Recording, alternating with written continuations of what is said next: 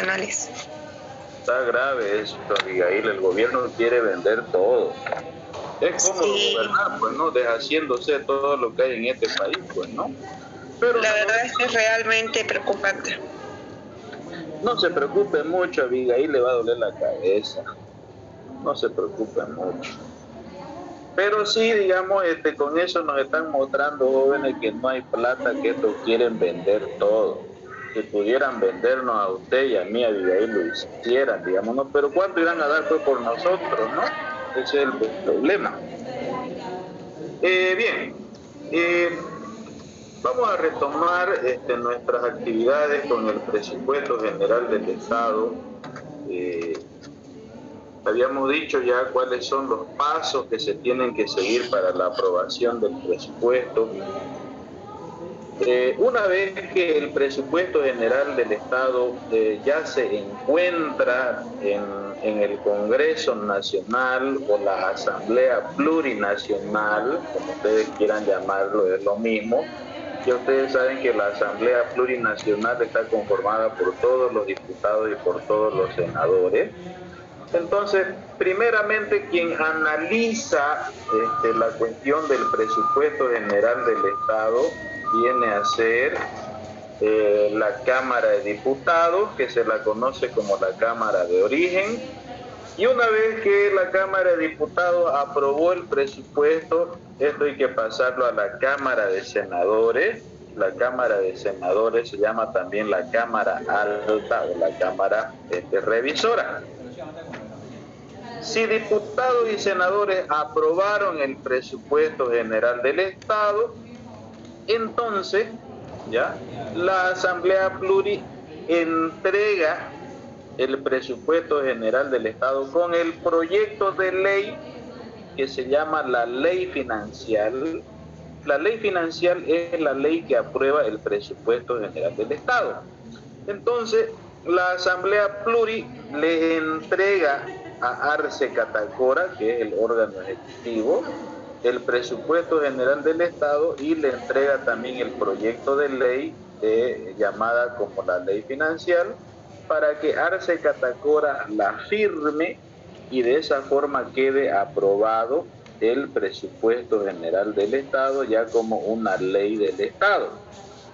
El presupuesto general del Estado siempre se aprueba antes de Navidad, porque más o menos el 20, el 22 de diciembre los honorables diputados y senadores sacan vacaciones colectivas y antes de irse de vacaciones tienen que dejar ya aprobado el presupuesto general del Estado, de modo tal que antes de Navidad los diputados y senadores han aprobado el presupuesto y antes de fin de año Arce Catacora ha tenido que firmar la ley financiera, que es la ley del presupuesto, para que a partir del 2 de enero de la siguiente gestión todas las instituciones públicas, es decir, todo el sector público, es decir, todo el Estado, ya empiece a ejecutar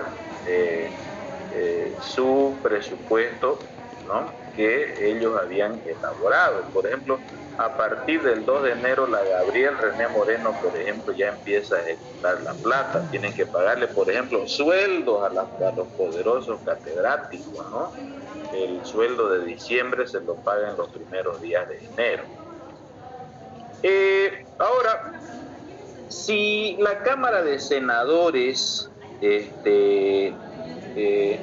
no está de acuerdo con el presupuesto que aprobó la Cámara de Diputados, entonces la Cámara de Senadores o la Cámara de Origen devuelve el presupuesto a la Cámara de Origen, que es la Cámara de Diputados, para que corrija. Por ejemplo,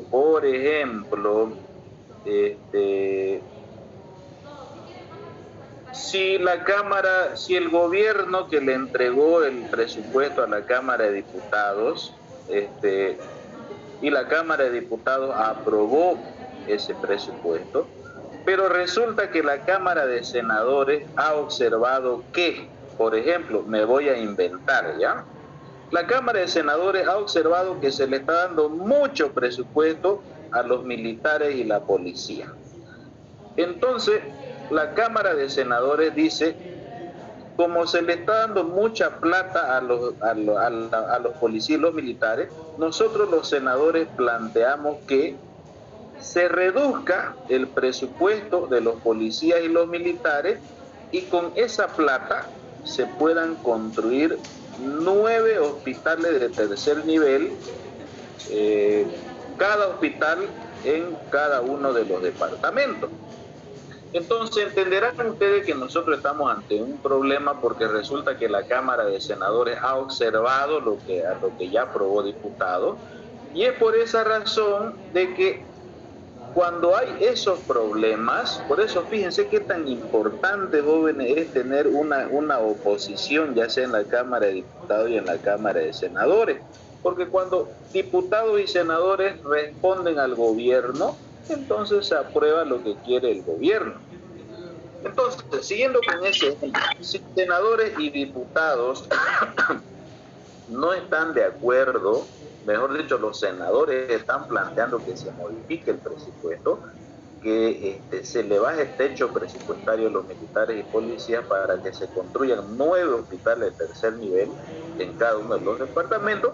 Entonces ahí lo que se tiene que hacer es que las dos cámaras tienen que reunirse, que nosotros llamamos a eso el Congreso Nacional, y las dos cámaras tienen que ponerse de acuerdo.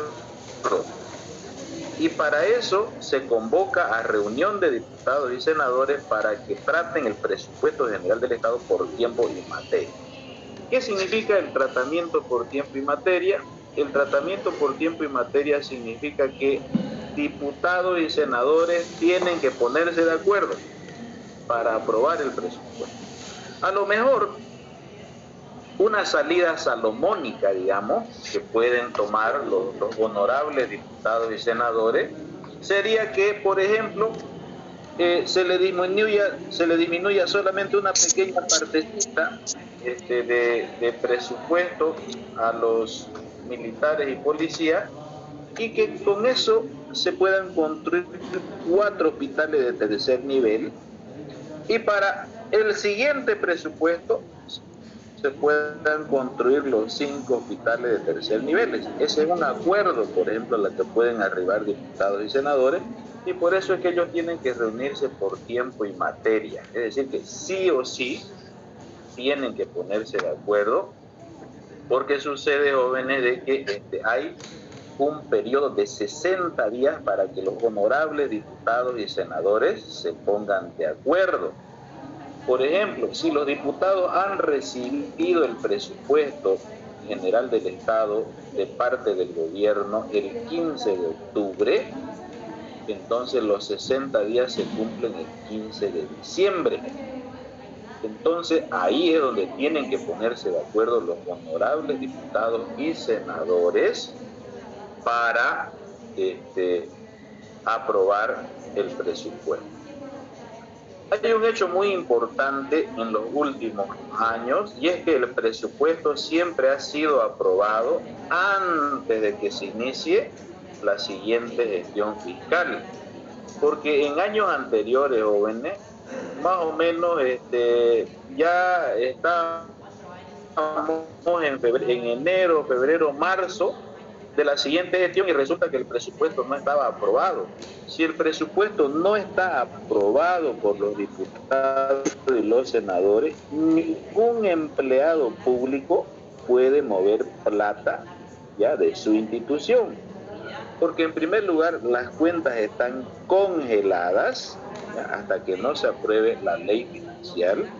Y segundo, si es que tuvieran ingresos propios, tampoco pueden mover esa plata porque se necesita la aprobación de la Asamblea Pluri y la promulgación de la ley por parte del presidente de Bolivia. En eso consiste esta cuestión del avance y del control en el manejo del presupuesto, la aprobación del presupuesto. La segunda fase corresponde ya a la ejecución presupuestaria. Es decir, nosotros ya estamos entrando al 2 de enero del siguiente año y a partir de ahí nos toca gastar la plata. Ya, es decir, tenemos ya que empezar a ejecutar nuestro presupuesto. Es decir, en la fase de ejecución ya nosotros tenemos ya que concretizar, tenemos que hacer realidad todos los programas, todos los proyectos de inversión que nosotros hemos definido en nuestro presupuesto. Pero hay que tener en claro de que para la ejecución del presupuesto, el funcionario público tiene que conocer un conjunto de normativas, ¿ya? Es decir, en el sector público, jóvenes, la plata no se puede gastar como uno quisiera o como uno deseara, por más que la gente necesite. No se puede ejecutar la plata, jóvenes, como las circunstancias así lo determinen, porque la plata se ejecuta en el sector público en base a las normas básicas del sistema de administración de bienes y servicios. Yo les doy un ejemplo. Muchas veces los vecinos del barrio, Las Pampitas, reclaman porque quieren que la alcaldía le haga un módulo educativo, porque seguramente los niños de ese barrio tienen que caminar muchas cuadras en trasladarse a otro barrio. Y ustedes saben pues el problema ahora que hay en los barrios, la delincuencia, de estos drogadictos que muchas veces asaltan a los niños, le roban su mochila, le roban su celular al niño, porque hoy en día, jóvenes, el celular es de primerísima necesidad. Yo, por ejemplo, tengo mis 3 hijos jóvenes, los 3 tienen celulares porque es la única forma, jóvenes, en cómo nosotros podemos contactarnos. Y muchas veces en los barrios un papá le da el celular al niño para que de esa forma conectarse con el niño y saber dónde está, pero muchas veces, ¿no es cierto?, lo asaltan en los barrios. Y ya que hablamos de drogadicción, jóvenes, hay una marcha esta tarde a las 6 de la tarde en la Plaza del Estudiante en repudio al narcotráfico. El narcotráfico, jóvenes, hay que condenarlo, ¿ya? El narcotráfico, jóvenes, hay que repudiarlo, porque si bien es cierto, el narcotráfico genera dólares para algunas personas, pero también el narcotráfico tiene un tremendo daño social sobre la gente, especialmente sobre los jóvenes. Dios no quiera, jóvenes, y Dios no permita que algún miembro de su familia de ustedes caiga, jóvenes, en el mundo de la droga. Por eso es que hoy en día va a haber esa marcha de repudio al narcotráfico. ¿Cuántos crímenes, jóvenes, cuántos asesinatos no se cometen porque la gente está drogada? Esas violaciones, jóvenes, que ustedes escuchan en los medios de prensa, que hoy día violan a niños, violan a niñitas que no tienen 5 años, violan hasta abuelitas, jóvenes. Eso es fruto del narcotráfico, jóvenes, y eso nosotros tenemos que repudiarlo. Yo y ustedes como sociedad civil más no podemos hacer que protestar, jóvenes, ¿no? Porque en teoría son otras instancias las que tienen que reprimir al narcotráfico. Y lo último que ha sucedido con este señor Nayar, ahí está la muestra de que el gobierno protege al narcotráfico. A ese señor no le van a hacer nada y la muerte de esos policías va a quedar en nada, y el narcotráfico va a seguir asesinando policías de bajo rango porque los oficiales y sus comandantes protegen el narcotráfico. Esa es la realidad, jóvenes, de lo que está sucediendo en nuestro pueblo, y eso nosotros tenemos que repudiarlo. Por eso es que hay esa marcha a las 6 de la tarde en repudio, ¿no?, al narcotráfico. El narcotráfico no es bueno para la sociedad. Eso tienen ustedes que meterse en su cabeza. Si bien es cierto, enriquece a algunos, pero destroza a muchas familias de la sociedad, como por ejemplo esos pobres policías que lo han acribillado, jóvenes, con balazos en la cabeza. ¿Y saben qué? va a quedar en nada porque sus jefes son los que protegen al narcotráfico. Y seguramente así van a seguir matando policías y Dios quiera también que no empiecen a matar a personas de la sociedad civil. Me olvidaba, jóvenes, de esa invitación para esta tarde a las 6 de la tarde. Ya es una manifestación ciudadana. Las personas más de eso, jóvenes, no podemos hacer, porque las personas como ustedes y como yo no somos pues gestores de política pública. No podemos hacer mucho, pero sí podemos protestar y podemos manifestarnos, ¿no?, abiertamente. Yo presumo que va a haber bastante gente esta tarde repudiando el narcotráfico. Bien, dejemos ahí esa cuestión de la marcha de esta tarde a las 6 de la tarde. Por si acaso, la universidad se está organizando a las 5 de la tarde ahí en la avenida Bush y el segundo anillo. Yo voy a ir a esa marcha porque yo tengo hijos, yo tengo familia y yo no quisiera que el día de mañana alguien de mi familia caiga en las garras de la droga, o no quisiera que el día de mañana alguna persona o miembro de mi grupo familiar, ¿no es cierto?, se vea afectada por las cuestiones del narcotráfico, como una violación, un robo, un asalto, un asesinato, un secuestro, porque esa es la forma en cómo se manifiesta el narcotráfico. Tenemos que dejar esa indiferencia, jóvenes, porque nosotros no sabemos qué puede hacer o qué puede suceder el día de mañana. Bueno, volvamos a las normas básicas del sistema de administración de bienes y servicios con el ejemplo de los vecinos del barrio Las Pampitas que quieren que el alcalde le construya un módulo educativo.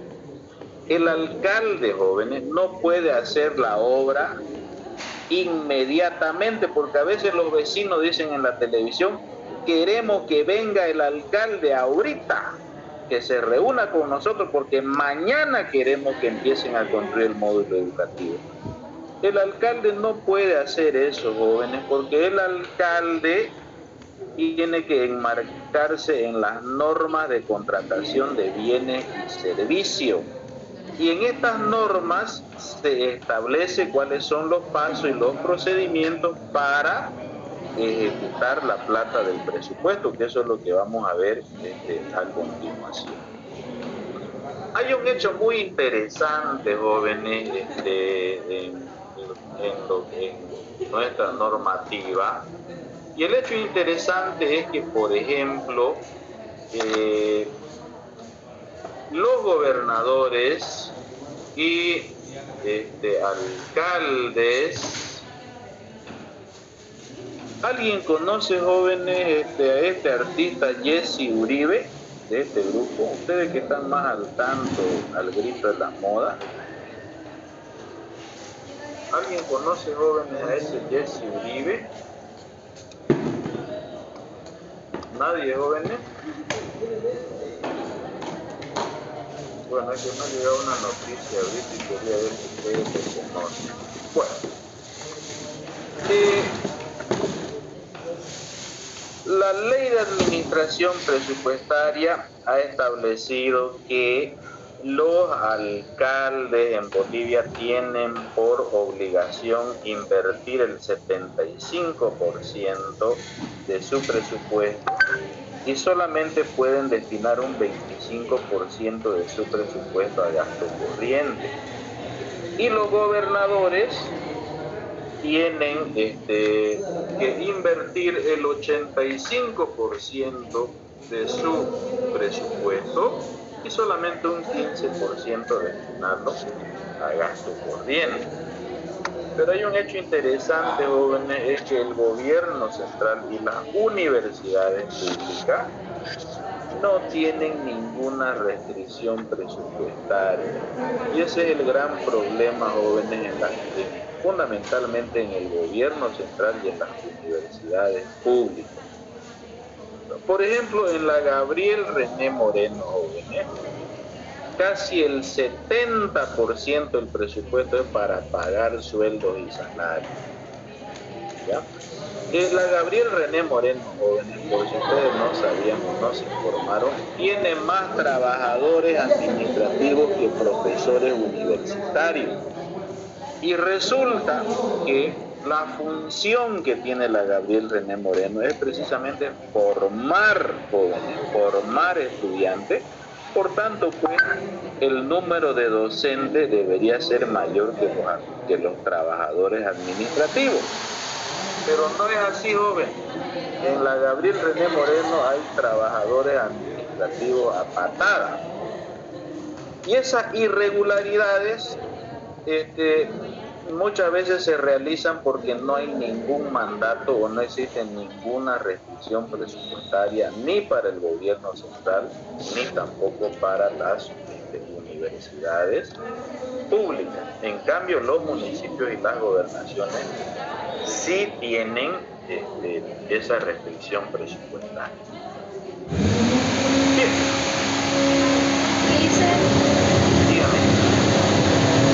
Una pregunta, ¿usted cómo sabe que son mayormente administrativos que docentes y personal de la vida? O sea, ¿de dónde saca esta información? Esta información María Laura Oyola la ha hecho conocer el director administrativo y financiero de la Gabriel René Moreno, que se llama Oscar Nogales, que ha sido director de su carrera y que seguramente va a ser profesor de varios de ustedes. Él es el director administrativo de la universidad y él es el que ha mostrado, si la memoria no me falla, María Laura, creo que la universidad tiene 1.700 trabajadores administrativos y tan solamente tiene 1.600 profesores. ¿Qué opina María Laura de eso? ¿Está bien? ¿Está mal? De acuerdo a mi experiencia, licenciado, es frustrante y me da rabia. Este semestre me costó mucho meter materias porque no había docente. Ya, no, pero ya está bien, correcto, usted está damnificada, digamos, en eso, pero ¿qué le parece que la Gabriel tenga más empleados administrativos que profesores? Hacen lo que se les da la gana, es lo primero que se pasa por la mente. Todo el mundo se queja de eso, Licen, incluso gente que ya salió de la universidad. Y sabe que es gente que ni siquiera atiende bien, porque a veces uno administrativamente necesita algún documento o algo y ni siquiera uno va a las oficinas, a los centros internos y no hay nadie. Bueno, entienda Abigail, pues que los centros internos, digamos, son trabajos de estudiantes de carácter voluntario, pues, ¿no? O sea, pero en cambio, pues los trabajadores administrativos, Abigail, María Laura. No me refería al tema de la secretaria, todo eso, toda la secretaria, que forma parte administrativa. ¿Sabe qué, Abigail?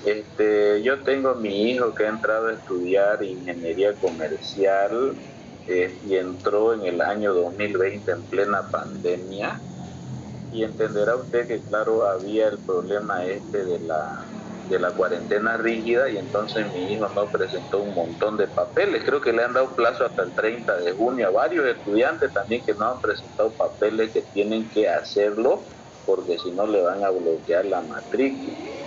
Y sabe qué, Abigail, María Laura, yo pues lo he vivido en carne propia. O sea, yo soy profesor de la Gabriel hace 30 años, pero hace 30 años pues no es lo mismo que hoy.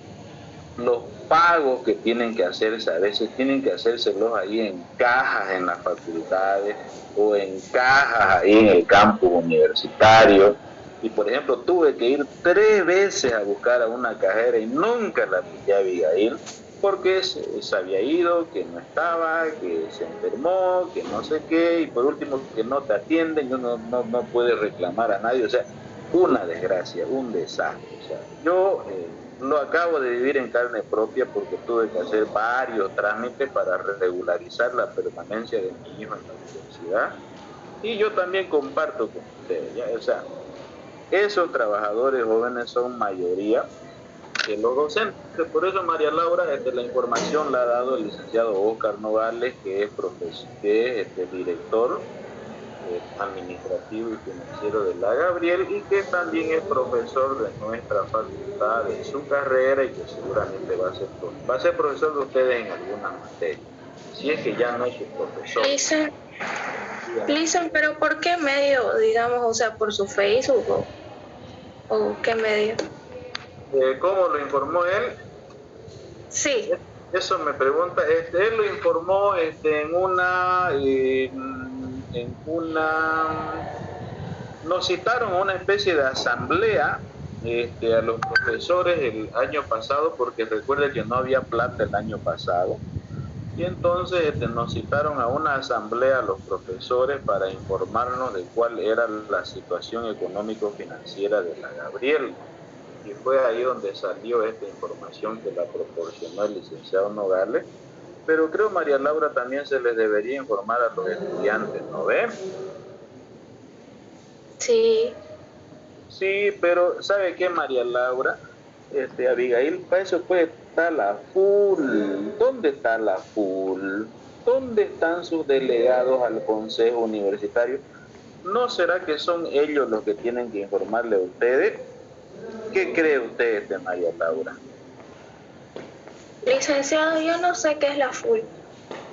Usted no sabe qué es la FUL, pero le cuento que la FUL recibe más de 4 millones de bolivianos al año y que en teoría son estudiantes universitarios que los representan a ustedes, ¿no?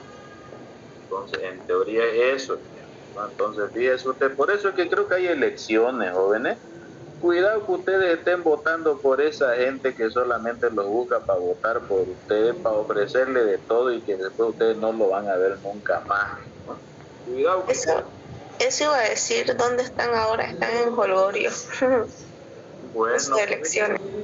Están haciendo campaña, Abigail, sabe que es una vergüenza, concursos de voleo, de pecho, hágame el favor, o sea, el que se mete más coca a los cachetes y el que volea más rápido, esos son los concursos que están haciendo algunos candidatos a la FUL, vergonzosos, jóvenes, porque saben que ahora tenemos pues redes sociales y mucha gente está conectada a las redes sociales, cuando más o menos pues los candidatos deberían pues hacer concursos, no sé, pues de lectura, ¿no? O de escritura si usted quiere, pero ¿cómo puede picheo y de voleo? Es una vergüenza, Abigail, para la sociedad.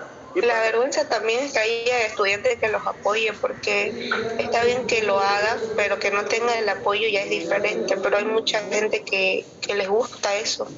Desgraciadamente eso, Abigail, y eso es vergonzoso. Yo, por ejemplo, se lo digo así, es vergonzoso porque yo paro ahorita con este tema del censo, paro en reuniones interinstitucionales, en el Comité Pro Santa Cruz, en la Brigada Parlamentaria. Mañana tenemos una reunión con la Gobernación. Y cuando tocan estos temas, pues es vergonzoso, ¿cierto? O sea, de verdad que da vergüenza, digamos, uno poner la cara, pero ¿qué puedo hacer yo? Pues, ¿no? Yo no puedo hacer nada, pues, ¿no? Porque tampoco no le puedo decir, jóvenes, no participen en el concurso del voleo, del picheo. Pero bueno, dejemos ahí esas cosas de lado, eso ya es un problema de conciencia personal. Bien, las normas básicas del sistema de administración de bienes y servicios, jóvenes, está contenida en este decreto que se llama el decreto 181. El decreto supremo 181 es el decreto donde se encuentran las normas básicas del sistema de contratación de bienes y servicios. Es decir, ahí están todas las modalidades de compra que tienen que realizar los funcionarios públicos. Los procesos de contrataciones que están contempladas en esta norma de contratación de bienes y servicios conforme a lo que ustedes están viendo en pantalla. Contrataciones menores cuando van de 1 a 50.000. Contratación menor de 1 a 50.000 es una compra normal. Todas las compras, jóvenes, que se hacen en el sector público es con factura. En el sector público no se puede comprar en el mercadito La Ramada o en los cachivacheros, ¿no? O en la feria Barrio Lindo. Se tiene que comprar de una empresa formal que emita factura. Porque si un funcionario compra un producto sin factura, ese funcionario posteriormente va a tener que devolver el monto de la plata, porque así dice la norma de contratación de bienes y servicios. Contratación menor es cuando va de 1 a 50.000, es decir, siempre utilizo este ejemplo para que ustedes me entiendan. Supónganse que su director de carrera quiere comprar 7 computadoras portátiles, y cada computadora portátil vale $1.000 más o menos. Entonces, 7 computadoras portátiles tienen un monto de 49.000. Entonces, es una contratación menor. El director de carrera se va con la plata o se va con el cheque y se va, por decirle, a la importadora Daher y contrata, o mejor dicho, compra las 7 portátiles y le entregan la factura. Pero cuando la compra va de 50.000 a 1.000.000 de bolivianos, entonces aquí ya no se puede hacer compras como lo anterior, sino que aquí, cuando yo necesito hacer compras que van de 50.000 a 1.000.000, yo necesito por lo menos tener 3 proformas de 3 proveedores diferentes, ya que me ofrezcan ese bien, ese artículo, y que las características sean idénticas. Ejemplo, supónganse que el director de carrera quiere comprar 10 portátiles, cada portátil vale 7.000 pesos, entonces 10 por 7 sería 70.000. Entonces ya estamos aquí en las compras por cotizaciones o propuestas. Entonces el director de carrera lo que tiene que hacer es solicitar, ¿ya?, a los proponentes, a las empresas proveedoras de equipos tecnológicos, para que le hagan conocer en cuánto le venderían esas 10 portátiles. Y una vez que el director de carrera tenga como mínimo 3 proformas o 3 cotizaciones, entonces el director de carrera elige la que es más barata, para que de esa forma ya se proceda a la compra. En eso consiste esta modalidad por cotizaciones. Pero si el monto de la adquisición sobrepasa el 1.000.000 de bolivianos, como por ejemplo construir un módulo educativo que vale 10 millones de bolivianos, entonces, jóvenes, ahí hay que hacer una licitación pública. Y la licitación pública es un mecanismo donde diferentes empresas van a entrar a este proceso de licitación, y por supuesto la empresa o la entidad va a elegir aquella empresa que nos haga la obra a un menor costo, pero que para eso hay que seguir todo un procedimiento, porque lastimosamente, jóvenes, las licitaciones demoran bastante tiempo. Las licitaciones públicas, jóvenes, en la estructura pública tienen un tiempo aproximado de entre 5 a 7 meses, ¿ya? O sea, no es fácil. Por eso es que yo les decía de que cuando los vecinos del barrio Las Pampitas quieren que les construyan su módulo educativo, el alcalde tiene que someter eso a un proceso de licitación pública.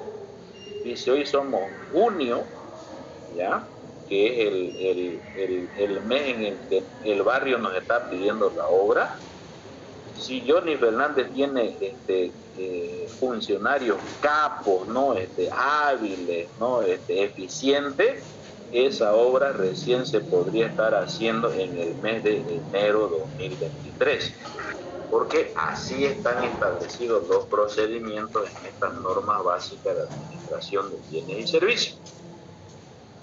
Pero también, jóvenes, existen contrataciones que están al margen de acá, al margen de estas 3 opciones, que son 3 contrataciones que tienen características diferentes.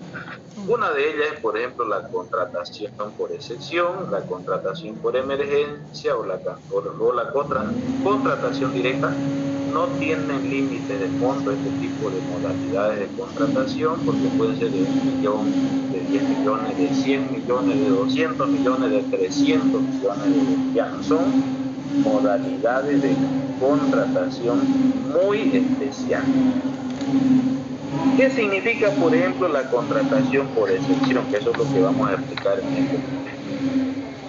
La contratación por excepción, jóvenes, no tiene límites en el monto de la adquisición, ¿ya? Y solamente un funcionario público puede contratar por excepción solamente cuando exista un único proveedor de ese bien y servicio. Entonces, cuando hay un único proveedor de ese bien y servicio, entonces el funcionario público podrá aducir la contratación por excepción, es decir, cuando hay un único proveedor en el mercado. A ver, le voy a preguntar a María Laura. María Laura, ¿no se ha ido de clase? Sigo aquí, Lisa. Ah, ya es que a veces los alumnos se conectan, las señoritas a veces se conectan y después se van a cocinar. María Laura, le pregunto a usted, Johnny Fernández podría construir un módulo educativo amparándose en esta modalidad por excepción. No. ¿Por qué no, María Laura? Porque no solo hay una empresa constructora en Bolivia. En Santa Cruz, María Laura, ya es Bolivia. En Santa Cruz, perdón, en Santa Cruz. Sí, María Laura, efectivamente, Johnny Fernández no podría contratar por excepción a una empresa constructora para que haga un módulo educativo, porque como usted dice, en esta ciudad hay un montón de empresas constructoras. ¿Me entienden, no es cierto? Tiene que ser solamente en casos específicos esa contratación por excepción. Y para eso, el funcionario público tiene que conocer esta norma de contratación de bienes y servicios. La otra modalidad se llama la contratación por emergencia. La contratación por emergencia se realiza única y exclusivamente para enfrentar desastres y emergencias que son nacionales, es decir, a nivel de Bolivia, desastres y emergencias departamentales a nivel de departamento y desastres y emergencias a nivel municipal. Hay una ley, jóvenes, ¿ya? Que es la ley de desastres y emergencias en Bolivia. Pero aquí es importante, jóvenes, hacer una diferencia entre la emergencia y el desastre. No es lo mismo la emergencia que el desastre. Bueno, aquí en mi diapositiva yo utilizaba como ejemplo la inundación que hubo en el Beni en el año 2014. Pero no es necesario utilizar esta inflación, este desastre que vivieron los benianos en el 2014, porque nosotros tuvimos un desastre en el año 2019. ¿Alguien se acuerda, jóvenes, de este desastre? María Laura, ¿qué traen estas imágenes? Es la Chiquitanía, ¿no? Correcto, María Laura. Se quemaron 5 millones de hectáreas en la Chiquitanía. Se quemaron millones de especies. ¿Qué se llama este animalito, María Laura? ¿Lo está viendo ahí en pantalla? ¿Es un armadillo, dicen? Un armadillo, los cambas decimos tatú, digamos, ¿no? Tatú, usted dice armadillo, pero ese es su nombre, digamos, correcto, un armadillo. Está chamuscado, fíjense, el pobre armadillo por el pueblo. Entonces, nosotros, jóvenes, hemos tenido este incendio de la Chiquitanía. Miren, este voluntario, jóvenes, cansado de pelear contra el fuego. Fue un desastre lo que vivimos en la Chiquitanía. ¿Sabe qué pasó, María Laura, cuando se incendió la Chiquitanía?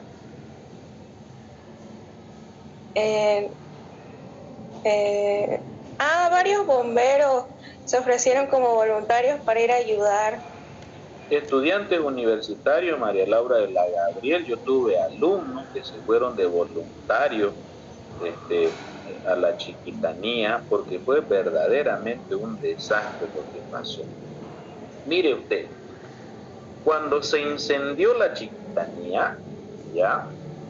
El gobierno de Evo Morales se negó a declarar como zona de desastre. Y tan solo aprobó un decreto de emergencia. Por eso es que yo le decía a usted, no es lo mismo la emergencia que el desastre. ¿Sabe por qué? Porque cuando se declara emergencia, lo único que se está haciendo es reformular el presupuesto, y en esa reformulación del presupuesto vamos a perder tiempo, vamos a perder semanas, vamos a perder meses. Y usted sabe pues que en el caso del incendio el juego pues avanza en segundo, ¿no? En cambio, cuando se declara desastre, automáticamente las autoridades electas pueden utilizar libremente el 1% de su presupuesto, porque jóvenes, cuando hay un desastre hay que ayudar a la gente en ese instante y en ese momento. No sirve ya la ayuda de aquí a 30 días o a 2 meses, ya la gente se murió, ¿no? Entonces, cuando se declara zona de desastre, jóvenes, se activa esa potestad para que las autoridades electas puedan gastar plata libremente sin enmarcarse en la norma de contratación de bienes y servicios. Y aparte de eso, se activa la cooperación internacional, es decir, se abren las fronteras para que los países amigos, para que los organismos internacionales nos ayuden y nos colaboren, porque cuando un gobierno declara zona de desastre, quiere decir que ese gobierno es incapaz, ¿no?, de controlar la magnitud de ese incendio o esa inundación, y entonces para eso está la comunidad internacional que nos va a apoyar. Licenciado. La imagen de María Laura de cuando Evo iba a la Chiquitanía a apagar los incendios, ¿se acuerda o no se acuerda? No había visto eso, solo escuché que él negó la ayuda internacional. No, yo que me acuerde, al final, sí vinieron, no sé qué país, nos trajeron esos avionzotes para cargar agua y estar allá, digamos, en el fuego. Eso me acuerdo que sí ayudó a un país, pero no me acuerdo cuál. María Alejandra, se llamaba el supertanker, se llamaba, ¿no? El supertanker era un avión gigante que transportaba agua, pero le cuento que ese supertanker, María Laura, lo alquiló Evo Morales a una empresa internacional, o sea que no fue una ayuda, digamos, ¿no?, sino que fue que Evo Morales lo alquiló, ese avión, para que venga a apagar el incendio. Pero ¿sabe qué, María Laura? Era un solo avión, y en Bolivia se necesitaba, o en la Chiquitanía, que fue donde se incendió, se necesitaban por lo menos 30 supertanques. Bueno, Evo Morales se negó a declarar zona de desastre a la Chiquitanía. ¿Y saben qué dijo? No es necesario ya, porque ya yo declaré, dice, emergencia nacional, y ya no corresponde, dice, sacar otro decreto para la Chiquitanía, y por eso es que él se iba de voluntario con este chiguete, ¿ya?, a apagar los incendios en la Chiquitanía. Yo me acuerdo en la televisión cuando lo entrevistaron a Evo Morales, él dijo, he apagado 5 focos de incendio. Yo no creo pues que con este chiguetito, jóvenes, porque este chiguetito lo usa mi jardinero, el que viene y poda mi jardín, y yo le digo, fumíguemelo, y no sé si han visto ustedes eso de fumigador, ¿no? Y ¿saben qué? Esto para nosotros jóvenes fue como una burla, ¿me entienden? ¿Por qué creen ustedes pues que hubo un cabildo multitudinario que convocó Luis Fernando Camacho? ¿Se acuerdan o no se acuerdan? ¿No? Sí, le hice. Millones de personas vimos, porque ¿saben qué? Fue una burla lo que hizo Evo Morales y el gobierno del MAS en contra de la Chiquitanía. Primero, en no declarar zona de desastre, y segundo, en hacerse la burla como en estas tomas, por ejemplo, porque hay mucha gente que murió y hay mucha gente que lo perdió todo, lo perdió hasta su perro, perdió hasta su loro, jóvenes, porque fueron carcomidos por el fuego. ¿no? Entonces, fíjense, jóvenes, cuál es la diferencia entre la emergencia y el desastre. No es lo mismo.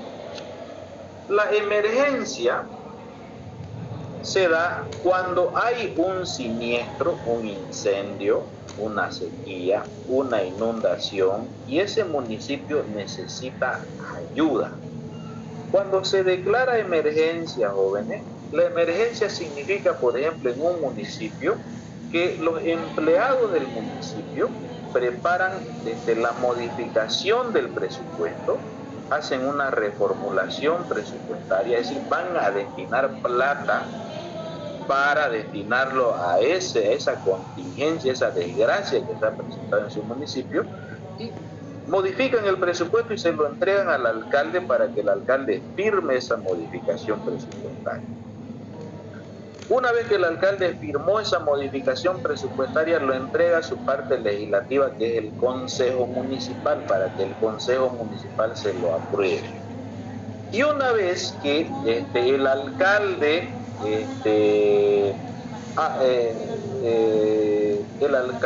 recibió, digamos, esa modificación presupuestaria aprobada por el Consejo Municipal, eso hay que entregarlo a la Asamblea Plurinacional, que está conformada por todos los diputados y senadores que sesionan en La Paz, para que incorporen esta modificación presupuestaria en la ley de reformulación presupuestaria. En los tiempos de Evo Morales, jóvenes, solamente se realizaba una reformulación presupuestaria que por lo general se aprobaba en el mes de septiembre. O sea, hasta eso ya están pues todos muertos.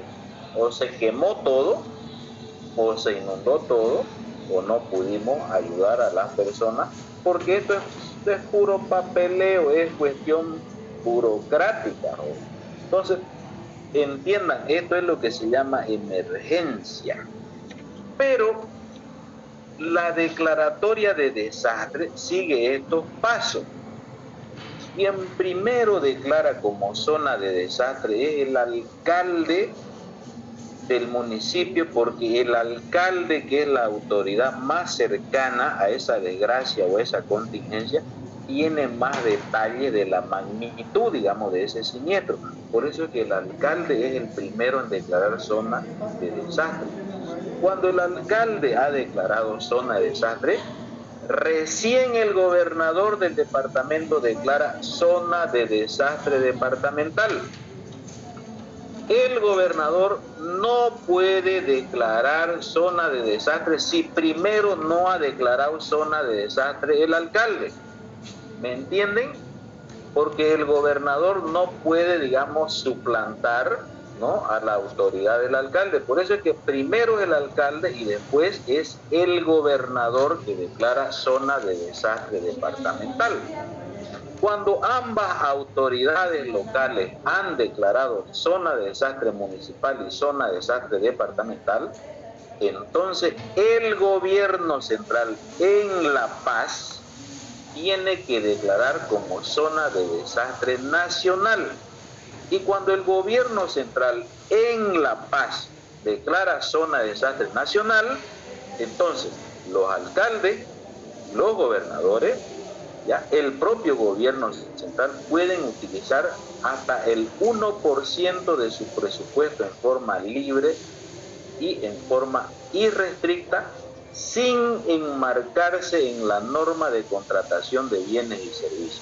Si ustedes quieren, jóvenes, con esta platita el alcalde y el gobernador puede ir a comprar a Barrio Lindo, puede ir a comprar ahí a La Ramada, ahí por la avenida, la calle la Isabel la Católica, donde hay puro contrabando que no dan factura, porque la ley le autoriza que pueden utilizar hasta el 1% del presupuesto.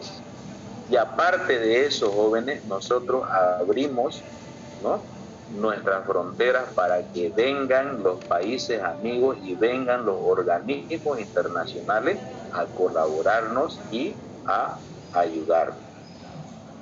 ¿Me entienden? La compañera que preguntó por el supertanker, ese supertanker lo alquiló Evo Morales a una empresa extranjera y el gobierno boliviano pagó plata por el alquiler de ese avión. En ese momento, jóvenes, el gobierno de los Estados Unidos a la cabeza de Donald Trump, ¿sabe qué? Ofreció 20 supertanques, 20 de esos aviones gigantes que tranquilamente podían venir a la Chiquitanía, pero que para eso el gobierno de los Estados Unidos necesitaba que el gobierno boliviano declare zona de desastre nacional. Y el gobierno de Evo Morales no declaró zona de desastre nacional, y por eso es que ese incendio que empezó con 100.000 hectáreas terminó con más de 5 millones de hectáreas quemadas, jóvenes, en la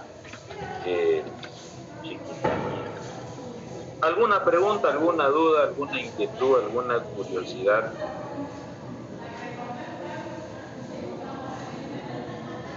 Listen, disculpe, ¿por qué el gobierno no declaró desastre? O sea, ¿en qué le afectaba? ¿Por qué no hizo la declaración de desastre? Esa pregunta, Brigitte, Paola, también nosotros podríamos hacérsela a Evo Morales. ¿Por qué el gobierno del Movimiento al Socialismo también no declaró como zona de desastre al Beni en el año 2014, cuando 7 municipios del Beni se inundaron? ¿O por qué no declaró también zona de desastre el gobierno de Evo Morales cuando hubo un incendio en Tarija, cuando se quemó un cerro de Sajama, creo que se llamaba, y no declaró zona de desastre? ¿Y por qué no declaró zona de desastre a la Chiquitanía? Es medio raro, ¿no, Brillito? ¿Qué cree usted? Sí, porque, o sea, ¿en qué le afecta, digamos, para no hacerlo? En nada, pues, en nada. Fue por esa razón, Brigitte, que millones de personas fuimos a ese cabildo. Yo fui a ese cabildo, si ustedes se recuerdan. No creo que ustedes se acuerden, pues eran chicos ustedes, ¿no? Cuando hubo ese cabildo en 2019, se recuerdan, ¿no es cierto? Hubo una bronca popular, porque en otras palabras dejó que se queme la Chiquitanía. Si usted quiere una opinión personal y una opinión política, ¿sabe por qué lo dejó Brigitte? Porque de esa forma, con la Chiquitanía quemada, era más fácil enviar a sus interculturales a lotear la Chiquitanía, que eso es lo que han hecho precisamente. Hay cerca de 2.000 comunidades de interculturales que son del movimiento al socialismo, que han sido asentados en plena Chiquitanía. ¿Me entiende, Brigitte, o no me entiende? Sí, le dicen, lo mismo estaba pensando, pero eso respecto a la Chiquitanía, pero lo que usted mencionó anteriormente, o sea, ya ahí no sé, ¿no? ¿Qué pasaría? O sea, no se trataría esto de un acto de discriminación, Brigitte. ¿Qué cree usted? Discriminación de parte del gobierno hacia algunos departamentos, porque eso es un acto de discriminación, Brigitte. Son desastres, son desastres. O sea, no es que les haya afectado a los gambas, digamos, a los cruceños, porque ustedes saben que los cruceños somos una mezcla de todo.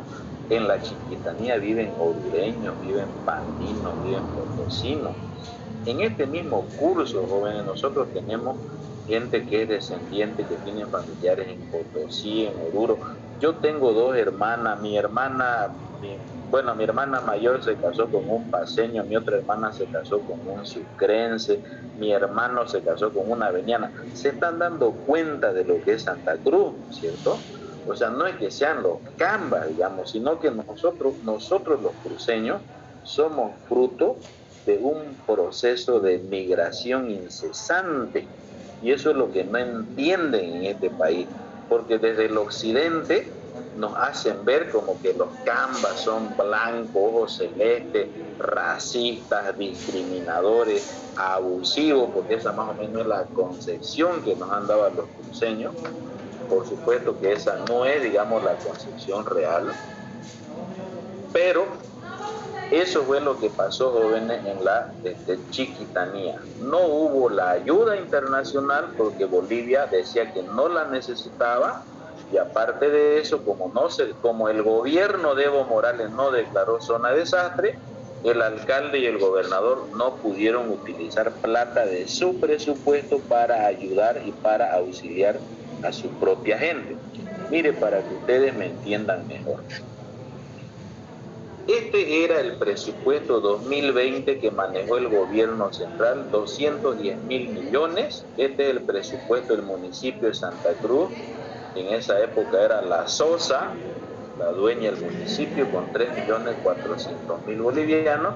Y esta era la gobernación de Rubén Costa con 2.150 millones de bolivianos.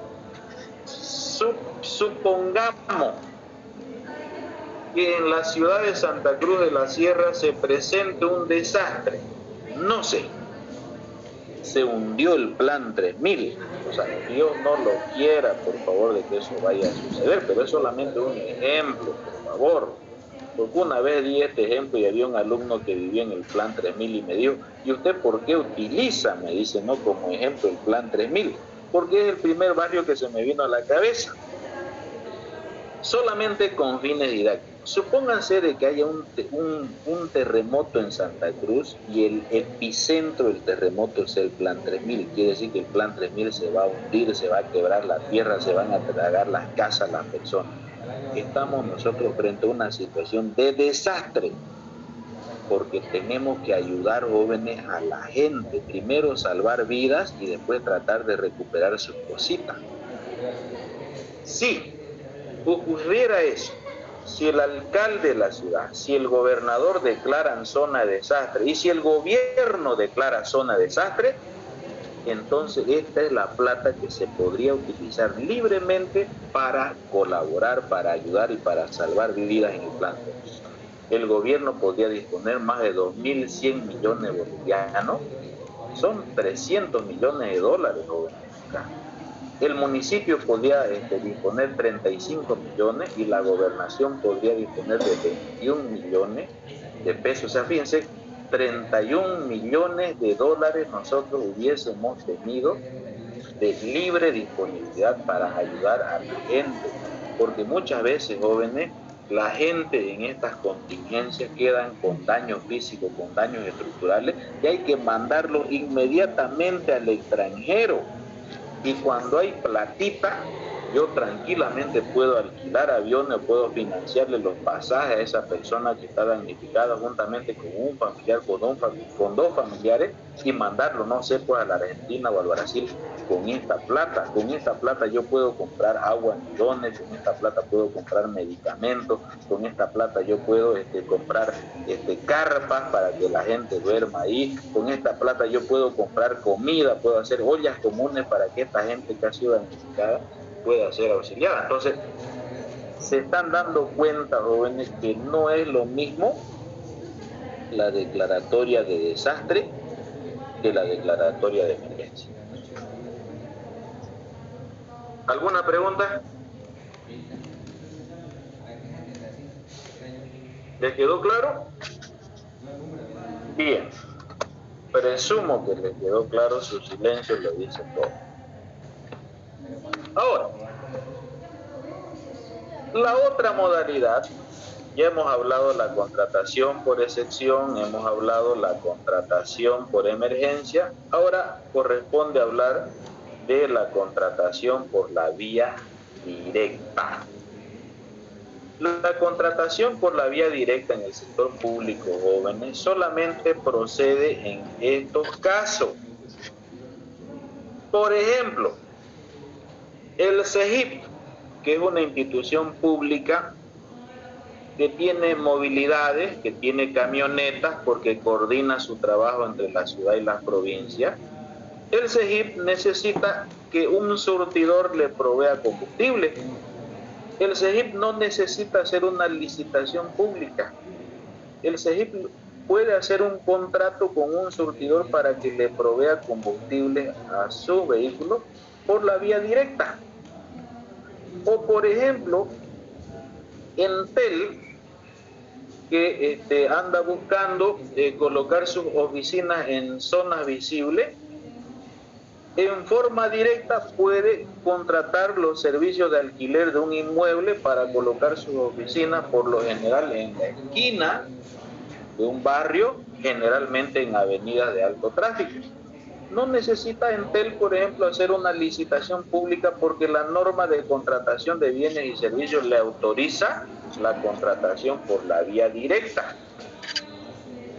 O, por ejemplo, la Gabriel René Moreno, que también es una institución pública donde, por ejemplo, el rector o el director administrativo y financiero que periódicamente viajan a La Paz, ¿no? O algunos profesores que viajan a La Paz o a otros lugares. Entonces el rector no necesita hacer una licitación pública para tener una empresa que le provea pasaje de avión, sino que tranquilamente la Gabriel René Moreno puede contratar los servicios, por ejemplo, de la agencia de viajes El Tucán o la agencia de viajes Madrid Turismo. Es decir, a eso es lo que yo llamo desde la contratación directa.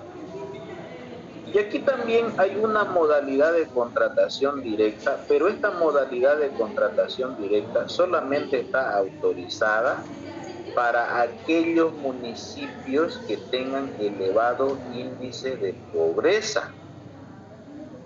El Censo Nacional de Población y Vivienda, jóvenes, y entre la información que se les va a preguntar a cada uno de los habitantes de este país, nos va a proporcionar los datos más actualizados sobre la pobreza en Bolivia, porque hay diferentes niveles de pobreza, la pobreza media y la pobreza extrema.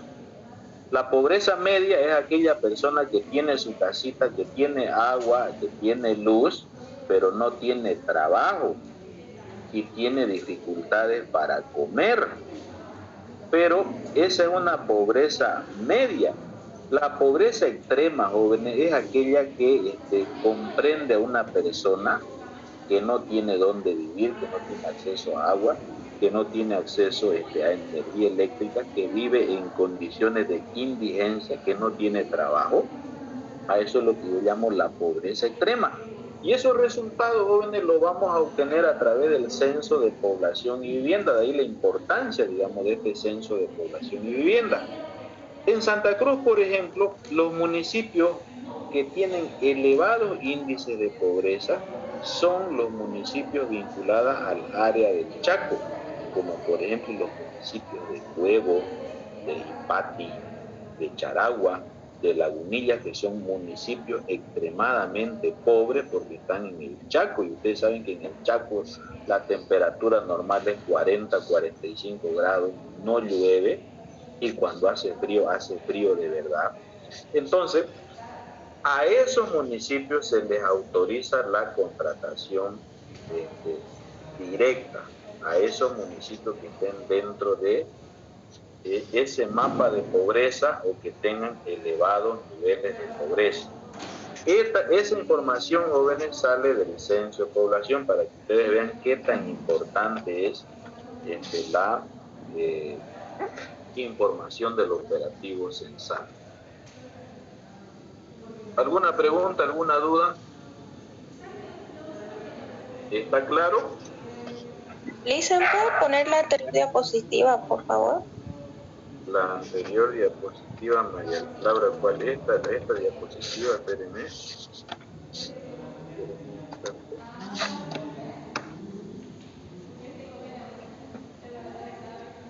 ¿Esa? Sí, Lisa. De todas maneras, eso, María Laura, está en nuestro texto, está en nuestro libro. Ahorita le voy a decir la página. ¿Qué página está eso? Ahorita le voy a decir, María Laura. Está en la página 126, María Laura. La página 126 a 127 está esta información. Por eso es la importancia que ustedes tienen. La importancia de tener el libro a mano, porque ahí está nuestro material de apoyo. Bien, joven. Entonces, ustedes están viendo cómo se gasta la plata en el sector público. Pero aquí está la madre de la corrupción, jóvenes, que se ha presentado en el sector público y especialmente en el gobierno de Evo Morales. El gobierno de Evo Morales modificó el artículo 83, ¿ya? Y prácticamente obligó a que todas las empresas públicas deben hacer sus contratos a través de la forma directa. Antes, jóvenes, el gobierno nacional realizaba contrataciones bajo la modalidad de licitación pública, que si bien es cierto es un proceso más moroso, pero es un proceso transparente. Y con este decreto supremo, jóvenes, el gobierno autorizó a que todas las empresas públicas tengan que hacer sus compras a través de la manera directa. Es decir, ahí estuvo el problema de la corrupción en el gobierno de Evo Morales. Porque no es lo mismo, jóvenes, podrán que deberán, es decir, son dos palabras diferentes. Me esperan un minuto, por favor, están tocando mi puerta.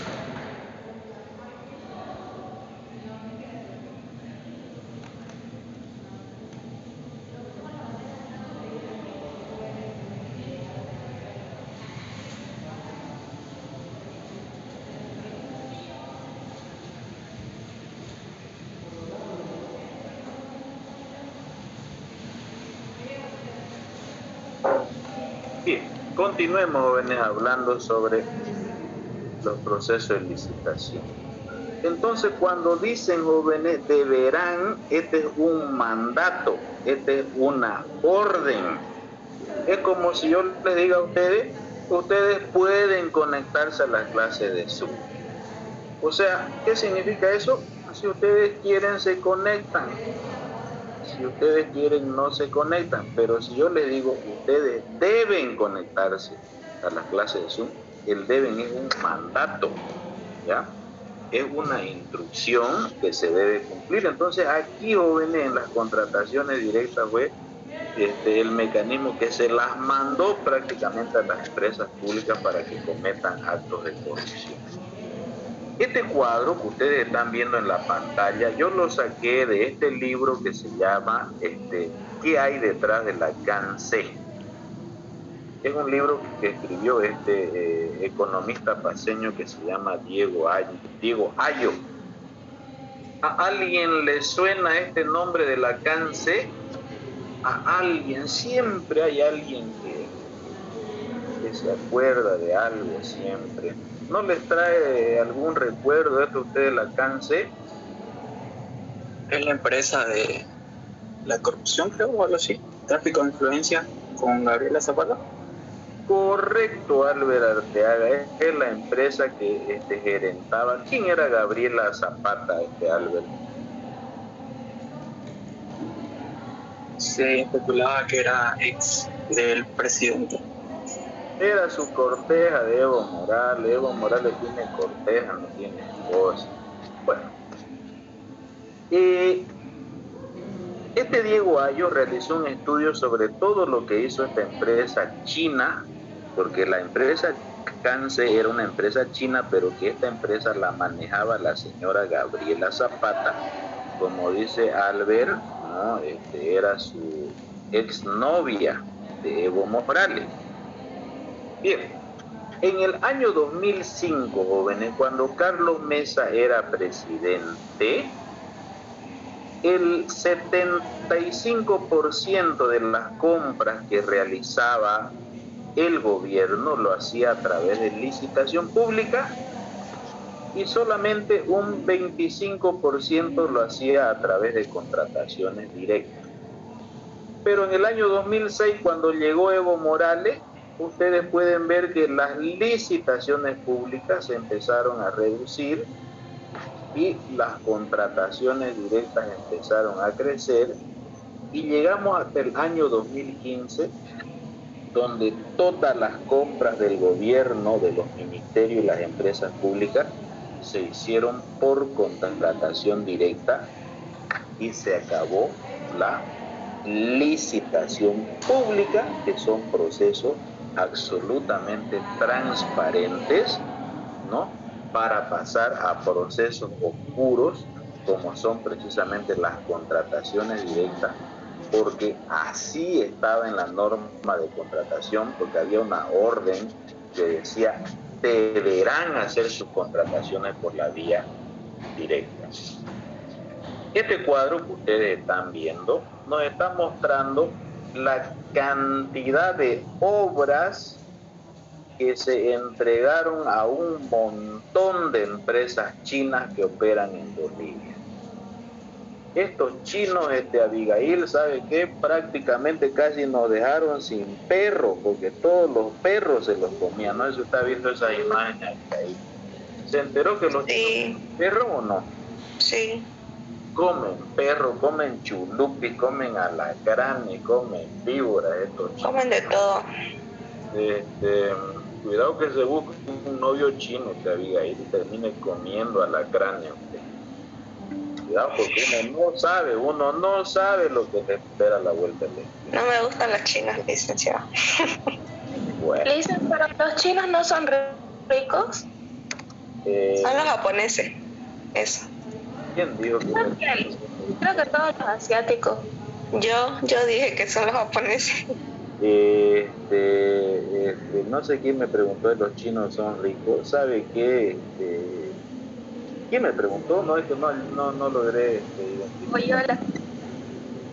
María Laura, la China es un país comunista y el comunismo es un régimen que empobrece a la gente, ¿ya? Pues le doy el ejemplo, María Laura, de Cuba. ¿Sabe cuánto es el sueldo de los trabajadores en Cuba, María Laura, que es un régimen comunista? No. $25, María Laura, es el sueldo mensual de cada trabajador en Cuba. ¿Es alto o poco eso? Poco. Aquí no alcanza eso para nada. Bueno, pero en Cuba eso es lo que ganan los trabajadores. Y en los regímenes comunistas, ¿sabe qué? Los regímenes comunistas lo que hacen es empobrecer a la gente. Los regímenes comunistas le sacan el alma, le sacan el espíritu, le sacan la esperanza, ¿ya? Le sacan el porvenir a la gente, y uno en esos regímenes lo único que saben que es lo que quiere uno, tener un pedazo de comer, ¿no? O conseguir un pedazo de pan para llevarle a su familia el día de mañana. Y es eso a lo que apuntan estos regímenes. Y China, María Laura, es un régimen comunista, pero es un comunismo híbrido, porque ahí funciona la inversión extranjera directa, porque sabe que, María Laura, la mano de obra china es la mano de obra más barata del mundo. ¿Por qué cree usted, pues, que todas las transnacionales del mundo, llámense Toyota, Hyundai, Suzuki, ¿no?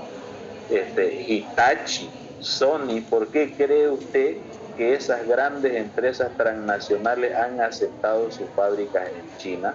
Porque la mano de obra, pues, es barata, María Laura. ¿Me entiende? Allá los chinos trabajan 12, 15 horas al día, reciben un sueldo miserable. Así que cuando usted me dice que los chinos son ricos, ¿sabe quiénes son los ricos en China, María Laura? ¿Quién es, licenciado? Los miembros del Partido Comunista. Ellos son los ricos, porque ellos son los que se apropian de toda la riqueza de China y mantienen en la pobreza a todos los chinos. ¿Ya le entendió? Sí. Estos regímenes, María Laura, hablan a nombre de los pobres, hablan a nombre de los desvalidos, hablan a nombre de los indígenas, pero resulta que ellos viven como ricos. ¿Alguna similitud con Bolivia? Es algo parecido, ¿no es cierto? Que esta gente que habla por los pobres, que habla por los indígenas, después termina, ¿no es cierto?, mostrando todos sus lujos, sus viajes, y desgraciadamente pues eso es lo que le gusta a la gente, ¿no? Porque la gente vota por esas cosas. Bueno, la China no es rico, ricos serán los miembros del Partido Comunista que gobiernan la China, pero el pueblo chino es pobre. El pueblo chino tiene que trabajar, ¿no?, 18, 15 horas al día para recibir un sueldo miserable. Aparte que los chinos son hartos y tienen la misma cara, porque los chinos son igualingos.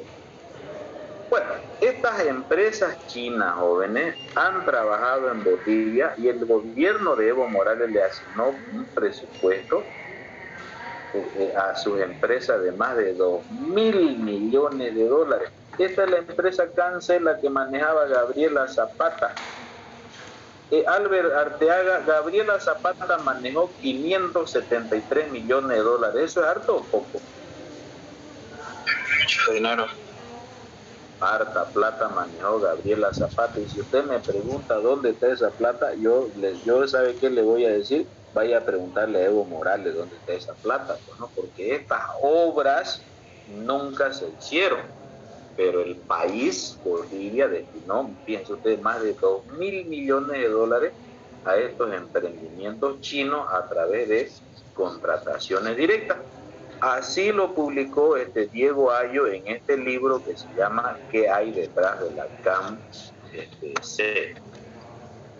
Bien, sucede, jóvenes, que el 28 de mayo del año 2020, en el gobierno transitorio de Yanine Áñez, el gobierno transitorio de Yanine Áñez con este decreto supremo eliminó las contrataciones directas en las empresas públicas, ¿no?, eliminando el artículo 83 de ese decreto supremo. Es decir, que Yanine Áñez, en lo poco de bueno que hizo, derogó ese decreto supremo que se había convertido prácticamente en el foco de corrupción de las empresas públicas. Y esta noticia, que es del 29 de mayo del año 2020, de página 7, dice: empresas públicas nacionales ya no podrán hacer compras directas. El decreto 4247 pretende evitar hechos de corrupción y el gobierno recuerda que la norma anterior fue impuesta por el movimiento al socialismo. Dice el gobierno transitorio, ¿no?, que esa norma fue aprobada por el gobierno anterior, se refiere al gobierno de Evo Morales, y ese fue el origen de los hechos de corrupción y despilfarro que hubieron en Bolivia. Entonces, Yanine Áñez derogó ese decreto supremo en el 2020, pero en el 2021, jóvenes, volvió Arce Catacora del MAS y otra vez puso en vigencia ese famoso decreto supremo. Entonces, jóvenes, cuando haya corrupción en las instituciones públicas, ya los del gobierno no pueden decir que no sabían o no conocían, porque ellos están fomentando la corrupción al permitir que las empresas públicas y los ministerios hagan compras directas. Hay un hecho muy interesante, jóvenes, en todo esto, es que los 9 gobernadores, los 339 alcaldes y las 11 universidades públicas están enmarcadas en la norma básica de adquisición de bienes y servicios, mientras el gobierno central y las empresas públicas todas sus compras las hacen a través de contrataciones directas. Entonces, por lo menos nosotros podemos decir aquí que el margen de corrupción, no digo que no hay corrupción en la alcaldía, la universidad o las gobernaciones, pero por lo menos el margen de corrupción, digamos, en montos millonarios, es mucho menor porque las licitaciones públicas, ¿no?, evitan eso. Aunque sí, ustedes conocen que hay hechos de corrupción, hay hechos de corrupción, pero no son de muchos de altos montos, ¿no? Pero en las contrataciones directas, jóvenes, son de millones, de decenas de millones de dólares. ¿Alguna pregunta, alguna duda? Inquietud, curiosidad. Bien, como estamos en hora, vamos a ver esta última diapositiva para cerrar este tema de la ejecución presupuestaria. Una vez que nosotros ya hemos gastado la plata, ya hemos ejecutado la plata, ahí viene lo que se llama la fase del control. Y el control está a cargo de la unidad de auditoría interna. Todas las instituciones públicas tienen la unidad de auditoría interna, que es la que se encarga de realizar todo el control interno. Pero aparte también en el sector público existe lo que se llama la Contraloría General del Estado, que viene a ser el control de afuera, el control exterior. Estas instituciones lo que hacen es velar para que las disposiciones de las normativas legales se cumplan y se cumplan también con las operaciones institucionales. María Laura, le pregunto, la última pregunta que le hago a María Laura, ¿está presente o se fue a almorzar? Estoy presente, Lisa. María Laura, ¿en las empresas privadas hay la unidad de auditoría interna?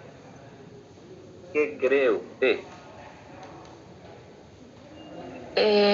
Sí, porque las empresas necesitan un contador. Correcto, María Laura. Todas las empresas, bueno, las empresas privadas también deberían tener la gerencia de auditoría interna, porque saben que el auditor interno, jóvenes, es prácticamente el que controla todo el manejo contable, económico y financiero de la empresa, y el auditor interno es el que puede detectar cualquier robo que se pueda realizar, robos contables me refiero, en la empresa. El dueño de la empresa, ¿ya?, o el presidente de la empresa siempre trabaja, ¿ya?, en forma coordinada con el auditor interno, porque es el auditor interno. El auditor interno es como el policía, joven, el investigador, que está chequeando, que está revisando todo el manejo contable, que está viendo que todas las apropiaciones, los asientos contables, que todos esos asientos contables tengan los descargos correspondientes, porque el auditor interno se convierte, en el caso de la empresa privada, como los ojos, la boca y la nariz del dueño. Lo mismo pasa, jóvenes, en las instituciones públicas. Siempre hay la gerencia de auditoría interna, porque son ellos los que se encargan del control interno.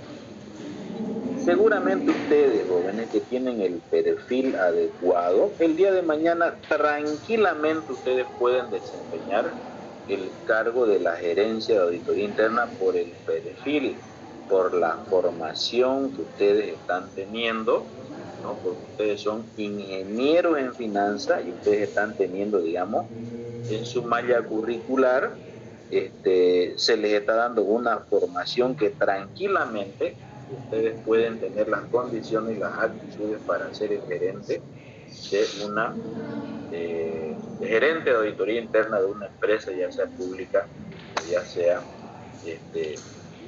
privada. ¿Alguna pregunta, alguna duda? Bien, con esto concluimos, ¿ya? La ley SATCO, que es la ley del Sistema de Administración Financiera y Gubernamental, establece que todo funcionario público tiene que conocer la normativa legal, por eso es que no hay el control previo, ¿no? porque se supone que el funcionario público conoce de la norma de contratación de bienes y servicios y realiza todas las compras conforme a esa norma. Por eso es que no hay control previo en el sector público. El control es posterior, a través de las auditorías que se realizan. Y la evaluación de la ejecución presupuestaria en una institución pública se la realiza tanto en términos físicos, ¿no?, como también en forma virtual, porque toda la ejecución presupuestaria hay que presentarla hasta el día 10 del mes siguiente al Ministerio de Economía. Por ejemplo, la Gabriel René Moreno tiene que presentar su ejecución presupuestaria del mes de junio hasta el día 10 de julio. Si el día 10 de julio cae sábado o cae domingo, automáticamente el último día de presentación será el día hábil siguiente. Por ejemplo, si el 10 de julio cae domingo, entonces se tiene que presentar la ejecución presupuestaria al Ministerio de Economía el día lunes 11 de julio. Porque si la institución pública no presenta su ejecución presupuestaria, el gobierno desde La Paz le bloquea todas sus cuentas. Porque si ustedes no lo saben, todas las instituciones públicas manejan el mismo sistema que está controlado por el gobierno en La Paz, que se llama el SIGMA y que se llama el SIGEP. Esos son los sistemas informáticos donde todas las instituciones públicas mueven toda su información, y esa información, jóvenes, que está en el sistema que tiene el gobierno desde La Paz, entonces toda esa información ustedes tienen que enviarla hasta el día 10, porque si no, el gobierno de La Paz bloquea el SIGMA, bloquea el sistema, el SIGEP, y no se puede mover un centavo en la institución pública. Y para desbloquear las cuentas tienen que ir funcionarios de esta institución a La Paz a realizar los trámites correspondientes para desbloquear las cuentas. ¿Alguna pregunta, alguna duda, jóvenes, hasta acá? ¿Inquietud, curiosidad? Bueno, ya ustedes están pensando en su almuerzo. Creo que por eso también vamos a suspender nuestra clase, jóvenes. Vamos a quedar acá y vamos a continuar hablando sobre el presupuesto en la siguiente clase. Creo que ha sido una mañana muy interesante. Estamos en contacto, jóvenes, por el grupo. Vayan a la marcha, jóvenes, a las 6 de la tarde, si es que ustedes repudian al narcotráfico.